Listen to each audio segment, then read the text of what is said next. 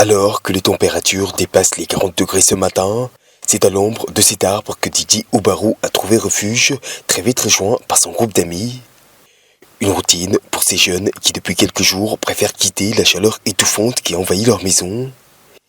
Ici, comme dans plusieurs quartiers de Niamey, les coupures d'électricité peuvent durer plusieurs heures. Nous avons passé toute la nuit dernière sans électricité et c'est encore pareil ce matin. Nous sortons donc prendre l'air car il fait très chaud dans les maisons à cette heure de la journée et c'est assez difficile avec le ramadan. Depuis quelques semaines, la reprise des coupures d'électricité ne manque pas d'affecter le quotidien des riverains mais aussi des commerces. Lorsqu'il met en marche son groupe électrogène pour la troisième fois ce dimanche, difficile pour cet imprimeur de croire à la reprise annoncée de la fourniture en énergie après 7 mois de sanctions régionales.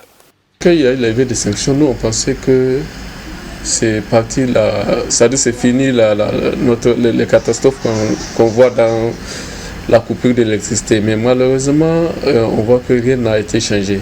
Parce que ces 2-3 jours, les gens vivent vraiment sans électricité. On s'est posé la question, est-ce que il y a eu même ça de l'électricité du Nigeria qui vient? On s'est posé cette question. Pour la société nigérienne d'électricité, les délestages enregistrés seraient dus à des travaux de maintenance ainsi qu'à la période de chaleur que traverse le pays. Un problème récurrent qui, pour cet acteur de la société civile, traduit d'autant plus l'urgence d'un recours aux énergies renouvelables.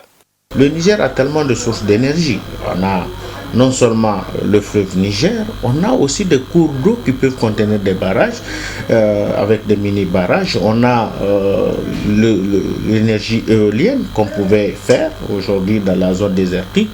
On a l'énergie solaire parce que le Niger c'est l'un des pays les plus ensoleillés au monde. On a aussi le charbon. Mais notre grand problème, c'est un problème de leadership. Dans un récent communiqué, la Nigélec a fait état de travaux visant à accroître sa production.